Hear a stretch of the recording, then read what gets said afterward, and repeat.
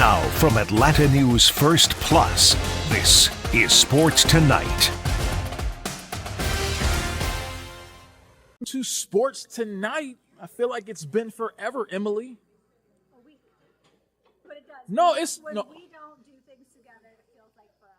It's been longer because I didn't even do it at all last week. I had no Sports Tonight time last week, right? So I've got a lot. So it's been like 2 weeks. I've got a lot on the brain. It's been 2 weeks for me. It's been stacking up. It's been when you have an opportunity to wait for a couple of weeks and see a lot of different things, a lot of things sort of. Appearances last week? None? I made no appearances last week. A week without you? What were we doing? What were we thinking? Well, Ellie with me though, so that's why I didn't notice probably. well, Ellie was doing her thing. It's all good, and then we had some a lot of this past weekend. I mean, just so much to talk about from a football standpoint. Let's just jump You're so excited. right into you it. got so close to the camera, we like back up a little bit. Okay, I'll back up. There you go. Ready to go. All right. Okay.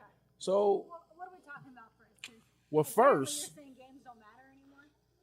well, Or wins don't matter? I'm sure that's what. Wins don't matter?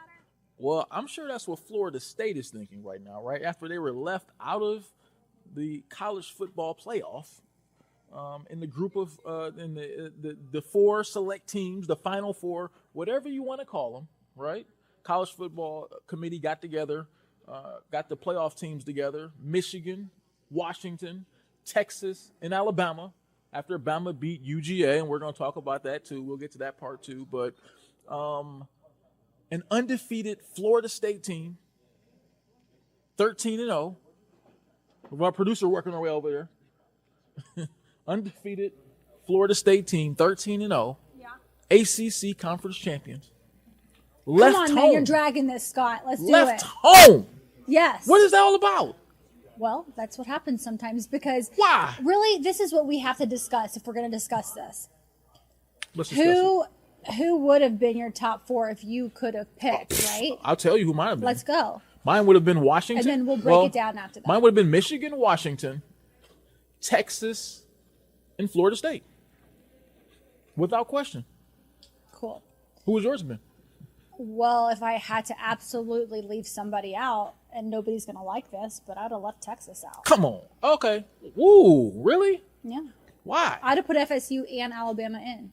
And left Texas out. Because I do think an undefeated schedule and winning a conference championship does mean something, right? Yeah. It's a tough pill for FSU to swallow. You know, the Seminoles, if I'm a player, I'm super upset. You feel like you got robbed. Now you got to face the Dogs. The Dogs are going to absolutely whoop FSU in Miami. Yeah, they're gonna pay for that. Yeah. Yeah, I mean it's gonna be a loss. And you know what? It might have very well been a loss in the CFP as well, right? Like that's the problem. The committee said, they're on their third string quarterback, but you actually have something to say about that because you watched your team use a third string quarterback. You want to talk about that? I was just gonna say that. A lot of people have made the point that Florida State was on their third string quarterback. That's the reason why they were left home. Even the committee said that was a factor in Florida State being left home. Well, I'm a fan. I'm old enough to remember. I'm a fan of Ohio State. They won the very first college football championship with their third string quarterback, Cardell Jones. The guy hadn't even started the game at Ohio State until the conference championship game against Wisconsin, put up big numbers against Wisconsin, and then they go all the way to a national championship, beating Alabama along the way. Then they beat Oregon. So you can't tell me that it's not possible, right? I mean, to me, that line of reasoning holds no water when we've seen a team with a third string quarterback win a college football championship in the playoffs, in the playoff era. So I just don't feel like that's a sufficient reason to leave Florida State at home just because Jordan Travis is out for the season. Okay, so let's just talk about schedules really quickly. Oh, here we go. All right. So FSU, let's include the conference championships in these. Okay. Including the conference championship against Louisville, ACC championship game. 3 ranked opponents. FSU beat 3 ranked opponents all year. Okay. 5 LSU, 16 Duke, 14 Louisville. Okay. All right. You look at Alabama's schedule, who by the way, we can argue this today if you want to too. Sure. The SEC is a better conference than the Big 12. Okay, did I say but the ACC? SEC. I sure did, didn't I? Wait, what did I say? Big 12. I'm wrong about all this. So the SEC was better than the Big 12? ACC. I'm sorry. Okay. The SEC is better than the ACC. I'll buy that, but I don't think the SEC is anywhere as strong as they've been in recent years. Not enough to be able to get the benefit of the doubt for Alabama to go. So, if you had to pick the best conference in college football today, what would it be? This season. And it's okay. It's okay to say it's the SEC. Yeah, Because I feel like you're going to try to go against that now that you've said Look, that. I'm fine with saying the SEC. Okay. I just don't think it's good to the level where they really earned a strong benefit of the doubt this season. Right? In past years, they've had 3 or 4 teams that were really strong. I think this year you had 2, and everybody else was kind of just, okay. So I don't think this was, out of all the years for them to get the benefit of the doubt, I don't think this was the year. I mean, didn't they have a losing record against other Power 5 conferences? So, I mean, to me, that shows that the SEC was not as strong as they've been in recent years. But this year, would you still say, as a whole, this season in 2023, the SEC was the strongest conference, or you would not say that? Okay. I'll give them that, but I can't say that definitively. Okay, but you would say that they are better than the ACC. Sure. Okay, cool. So It's water, man. This is FSU intense. beats 3 ranked opponents this season, and again, it is not the team's fault. Their schedule, they can't determine that, right? It's not like they don't choose that. Right. Some of these schedules are made 10 years I was ahead gonna of say time. years ahead of time. Yeah. Where these kids and this coaching staff was not involved. For sure. But then you take a look at Alabama's resume as a whole, because we are going to have to look at that, right, if we're a part of the committee. We are. And they have, I think it was 5 ranked opponents that they took down this season? I believe that's what they said. Yeah. With Georgia. Yes. Had they beaten Texas, it would have been 6. All right. Georgia didn't make it in. They're number 6 team in the country. But Georgia beat 4 ranked opponents, 3 in back-to-back-to-back weeks. Okay. I'm with you. Washington, I think, also beat 4 ranked opponents, and Texas did the same. So Alabama actually beat more ranked opponents than everybody. If I'm saying this correctly, I'd have to go back and look at the schedules, but I looked yesterday, and I'm pretty sure. Sounds about right. So I think that the committee wanted Alabama in, and I thought that was the right move because, again, best conference, beating the most ranked opponents. As far as your resume is concerned, getting better throughout the season. The defense looked great against Georgia, by the way. They did. Alabama's defense looked great. For sure. And you knocked off the number 1 team in the country. So that counts for something, right? So if you're putting Alabama in, you absolutely have no choice but to put Texas in. That to me, I think, was the discussion. They were like a package deal. Yeah. Because then you'd have that argument that if you put Alabama in and leave Texas out. And Texas beat them. Right. Right. So then you'd have that argument. And you'd have 2 programs upset. So I think they went with the path of least resistance, which was leaving 1 program out. That won all their games. Making Power 1 5 program. Yeah. Power 5 won all their games, which was unprecedented. But every year there's always 1 conference or 2 left out. Yeah, and those teams normally have a loss. This year they didn't. Correct. But if you're let's just say you don't have names, right? Let's just say like FSU's team name is taken off of a resume. Here we go. Alabama's team name is you're given 6 resumes right in front of you, right? Or even like the top 10 teams in the country. You're given those resumes and you're basing it off of who they won, when they won. Okay? I guarantee you, without the names of the teams, Scott, I guarantee you FSU would probably be the one left out. And Georgia probably would have got in. They will also be the one with a big O at the end of their record. I'm just saying. I understand that. But if you're just taking a look at who they played, when they played, what the ranking was, what the score was, I hate to say it, but if you were going to put Texas in and Alabama in, they had to be together. So just to be clear, we're saying the regular season doesn't mean a whole lot. If you win games, obviously it means something because you have to be able to win to get in. But yeah, what you're saying is that. But if you don't win out, then you don't even have a chance to get in. So you can only lose 1 game. But we don't have to worry about this anymore next season because 12 teams will get in. Yeah, but there's going to be a class of seniors right now, Florida State, that won't even be around to enjoy awful. that. It's awful for them because they won't be around for a 12-team playoff. This was their last opportunity. So, yeah, look, I mean, every time we do these, somebody gets screwed, right? I mean, there's always but a 15. But this was the biggest one. Like, this was the biggest blatant. For sure. Most egregious. Yes, absolutely. Yes. And it's hard, right? Because, like, you can see it from every perspective. But I absolutely thought that Alabama had the right and deserved to be in. Okay. I do. I mean, and anybody who's going to win the SEC, whoever's going to win the SEC, as long as it's the SEC, deserves to be in the college football playoff. I agree. Well, I'll tell you what. Let's talk about part of the reason why we're in this mess to begin with is because the Dogs lost. They did. At least to me, unexpectedly, a little bit, to Alabama. 27-24 was the final, right? And in a game that I thought Alabama didn't. I don't think Alabama dominated the game, but I think they kind of handled Georgia. They dominated moments. Yeah. I mean, I thought from start to finish, outside of that first drive, I thought they pretty much handled UGA most of the night as far as, and that was the first time. We talked about it before too, remember? I said this was the first time I saw a team face Georgia that had the same amount of talented players. They were equals. They were equivalent to one another. Exactly. I mean, yes. they had just as many Alabama has just as many horses, just as many dogs as Georgia has, right? I mean, I guess for lack of a better term, dogs, right? They have just as many horses, and they lost. Yes. So for me, that was really interesting because obviously, most of the season they just kind of just raced right through most of these teams, and then finally when they kind of fought their equal, they fell. I like this. Keep going. They fell. What happened? You were there. I was there, and for the record, Dog fans were not happy about this, but I absolutely had Alabama winning that game. I know you did, and I think it was because Alabama improved more throughout the year than Georgia did. And if there is one side of the SEC that's stronger than the other, it's the West. Gotcha. Scott, in the last 15 seasons of SEC championship games, 13-2. The West is 13-2 against the East in title games for conference titles. Yeah. Those two wins for the East, Georgia. When Georgia beat Auburn in 2017 and when Georgia beat whoever they did last year. I don't even remember anymore. Who they beat last year. So last year was LSU. Yeah, they kind of handled them too. Yeah. The West is just significantly stronger than the East. They have been for a while. Yeah. And Ellie doesn't like when I say this, but usually it comes down to Georgia or Florida in recent history between whoever is going to win the East.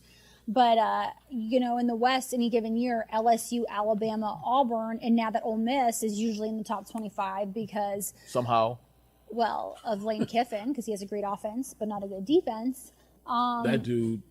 It's one of those things, right? So I just felt like Alabama had been tested more. I felt like they had improved more. And specifically, I know that we want to say that Milroe, from game 1 to game 13 looks very different, and he does.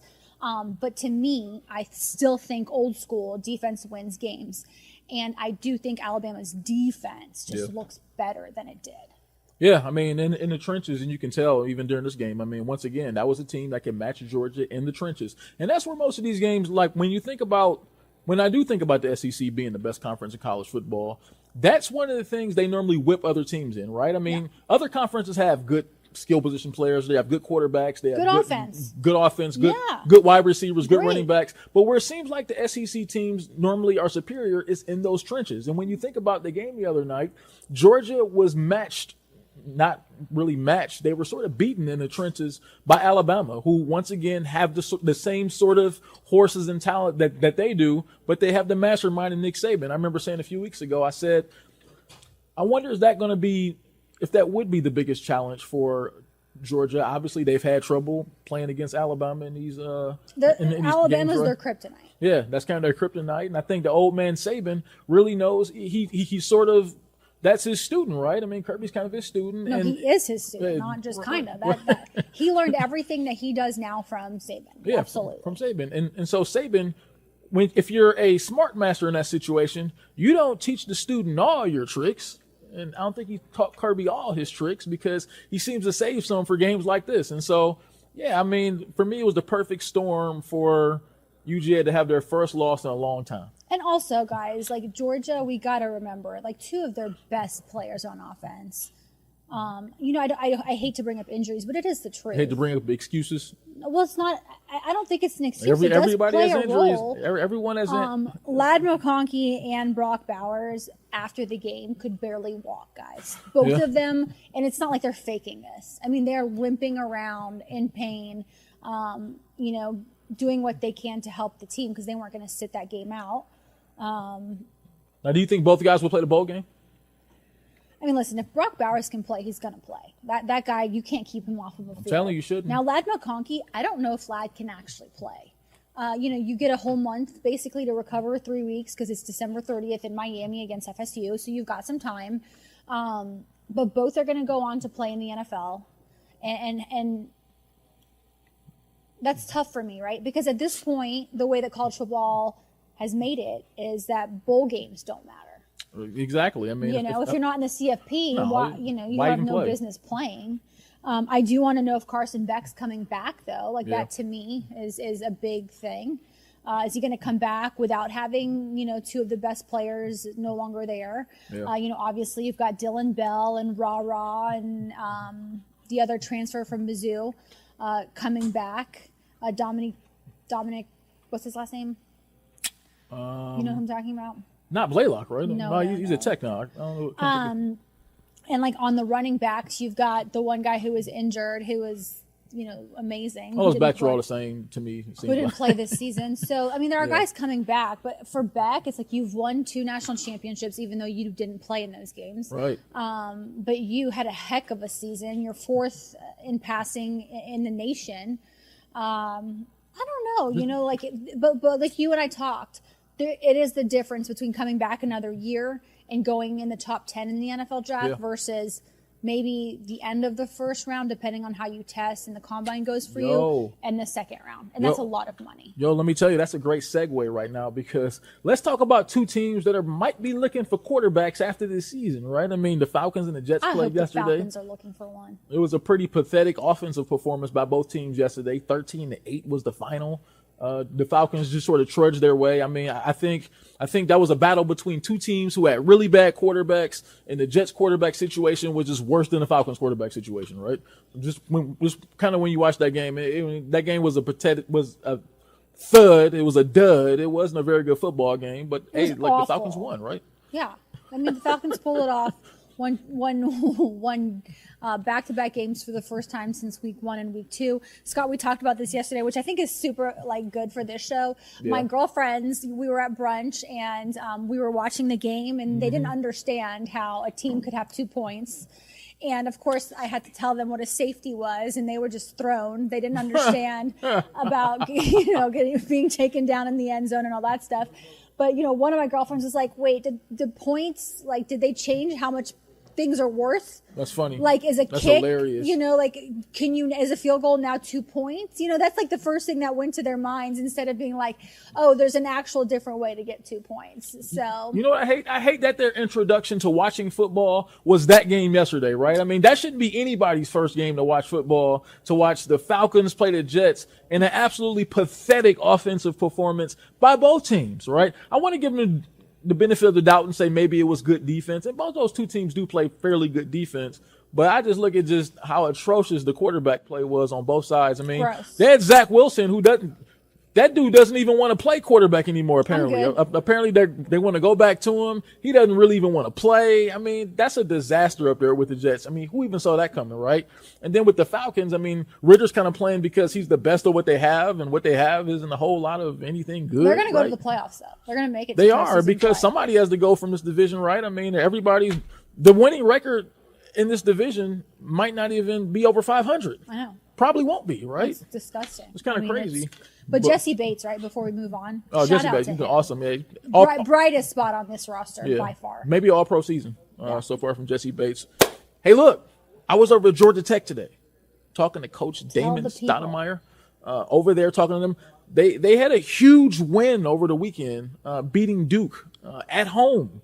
72-68 was the final, right? And I mean, there was some major alley-oop dunks in that game, man. I mean, the Georgia Tech basketball team, I think Coach Stoudemire has that team going in the right direction, not just from a basketball standpoint, but I mean, it seems like that gym the other day was going crazy. People were going, that was loud as I've ever seen before. He has things going in the right direction there. I mean, listen, you're new to the team. You used to play ball. Yeah. You're coming over from the NBA as far as a coaching perspective. You're going to be popular. Kids are going to want to come play for you. So get these kids in here and then win and then keep them. But you didn't mention the fact that they beat Mississippi State a few back days to prior. back top 25 so they teams. they had back-to-back wins over top 25 teams, which is like, wow, that's a splash if you ask me. Yeah, that's pretty dope what they got going on over there. And like I said, Coach Steinemeyer was really fired up. He's real even keel though, real even keel dude because he's played in the NBA. He's seen the ups and downs of a season before. Check him out, listen to him a little bit, and he talks about his team's journey and just sort of really just looking forward to the rest of what's to come. Check it out.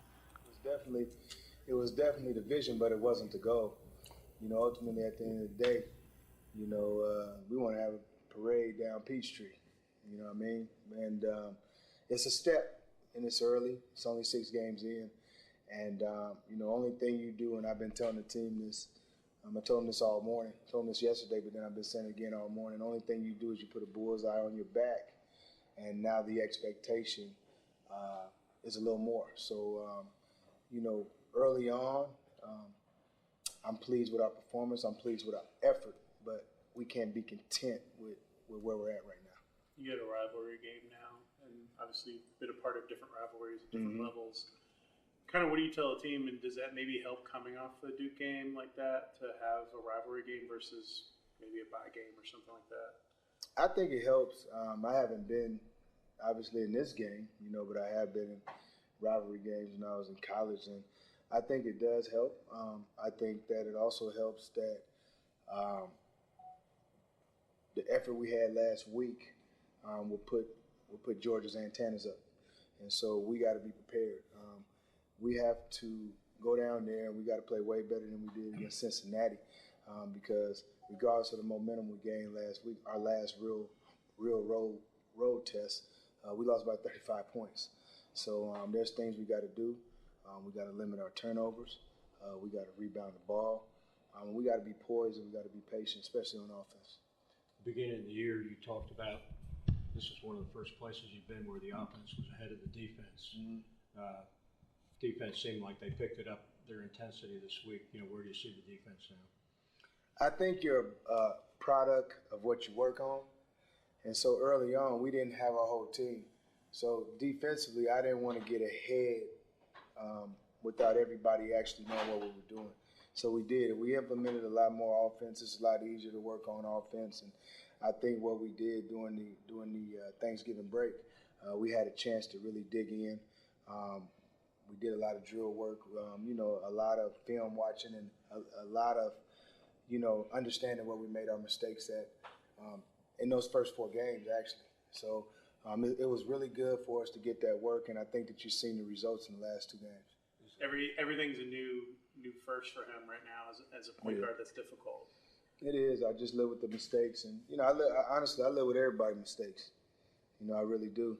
I think that Nate has done a good job. He's been thrust into a position that's not easy, and I think that he's held his own. He has to get better.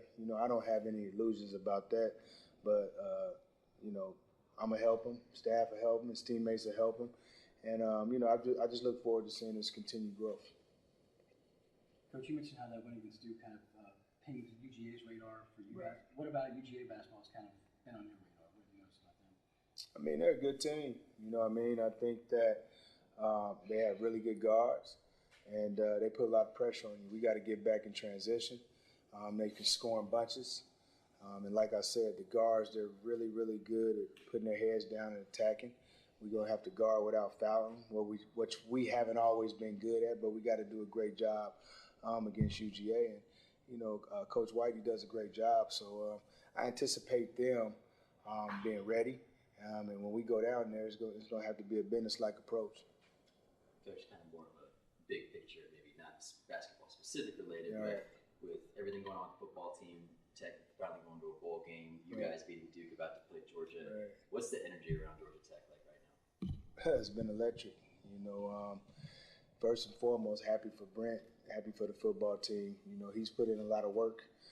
It's not easy, and I tell people that all the time. It's not easy to win. I don't care what you're doing. It's not easy to win. So really happy for him.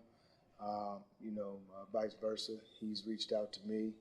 And I'll just say that, I think that the vision, when J. Bab hired both of us last year, it's coming to fruition. It's early, but it's a great start for us all. And the energy around campus, the energy in the athletic department, and the energy on the phones, it's been really great. Is winning on the road part of the process of becoming a good team? Of course. Winning on the road is like winning two games, and you got to be poised, you got to be patient. And I'll say this, and I'm gonna say it all season long: the margin of error for victory in college basketball right now, it's not that the margin between teams aren't that big. You've seen a lot of upsets over the weekend, and I say this again: going on the road, you can't turn the ball over. You can't have live ball turnovers. I'd rather the guys throw it into the last row of the arena so we can set our defense and have a live ball turnover. Okay, we got to rebound the ball, okay, at a high level, and those are the things that help you win games. And for me, I need to see those two things, and lastly, like I alluded to earlier, poise and patience. Do you have a favorite rivalry game memory from your playing career, like UCLA or something like that? I mean,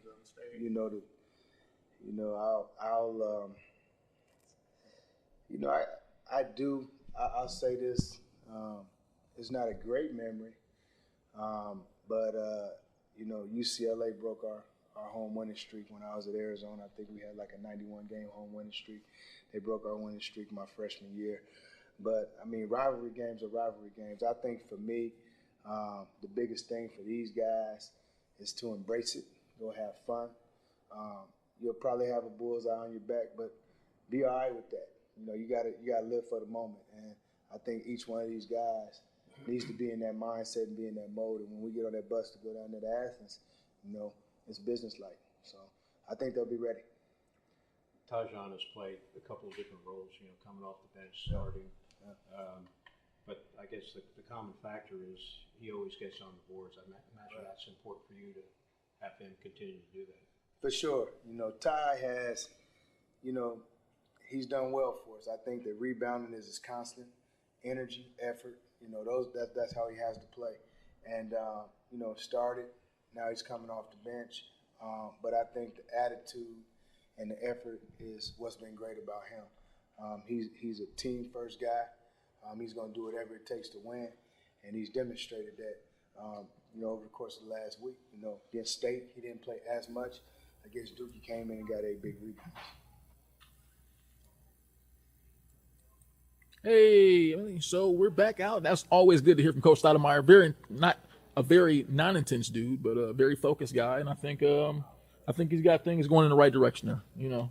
So real quick, we were going through topics for what's on your mind, right? We're talking about and so here's something that we were talking about before we came out here for the show today. My Cleveland Browns lost yesterday, of course. They lost to the LA Rams. They got beat up on. So we're just thinking about how pathetic the Cleveland Browns franchise has been, because everyone knows I'm a huge Browns fan. So how hard that has been. Let me tell you how hard that's been being a Browns fan. Yes, let's discuss. Their home field is Cleveland Brown Stadium. It was First Energy. Now it's Cleveland Brown Stadium. The most amount of wins by a quarterback there right now stands at Baker Mayfield with 19. The second most wins at Cleveland Brown Stadium is by Ben Roethlisberger, who's won 12. An opposing team's quarterback has the most wins in Cleveland Brown Stadium. That right there just encapsulates how hard it is being a Cleveland Browns fan. I mean, but you still are one. Right, and exactly. And right now they sit at like 7-5, and you can't help but just be negative right now, because you just feel like some kind of way they're going to fall out the playoff picture, just because that's what you've seen. That's what it's been. This is what Mondays have been as a Cleveland Browns fan, and as a fan of your favorite NFL team that has been so bad for so long. It's so hard. It's so hard. Give me 10 seconds. The finalists for the Heisman just came out. Oh, go for it. Jaden Daniels, Marvin Harrison Jr., Bo Nix, Michael Penix Jr. Those are your 4 finalists. All right. Well, I like Michael Penix Jr. Okay. Well, I don't think that's gonna happen. All right. Well, hey, tell you what, that's been Sports real. Tonight. It's been real on this Monday. Emily, we got to do it again soon. Peace. Thanks everybody for watching. Later.